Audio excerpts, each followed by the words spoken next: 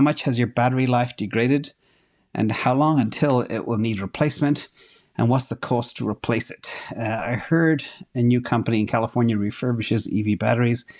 Is that an alternative to replacement? And if so, what is the cost to refurbish versus replace? Well, first of all, this is mind-blowing.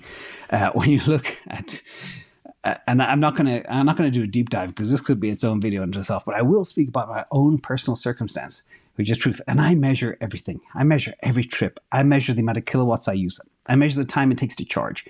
I measure the amount of electric usage across different temperatures. But this is a real life case. And I've had the Tesla X for over 4 years now. Okay, nearly 4.5 years. And this is a route I do very frequently, at least once or twice a month. I know it backwards. And FSD drives most of it and has been for a long time. So the route is 255 miles long. What's that? 400 kilometers, something like that. It includes a 5,000 feet climb, which is about 1,500 meters. And I never, ever let the car go below a 20% charge because that is bad for the car, bad for the batteries. Also, zoom out for a second. It's also bad to use the supercharger too much.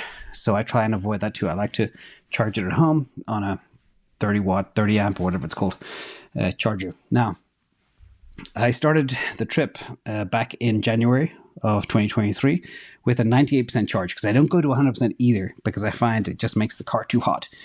And the car is just, when you start up at 100% charge, it just wants to take off. And I think that's just a bad sign. But the first time I ever did this 255-mile trip without stopping for a charge was in January 2023. And the temperatures were as low as 19 Fahrenheit, which is -8 Celsius.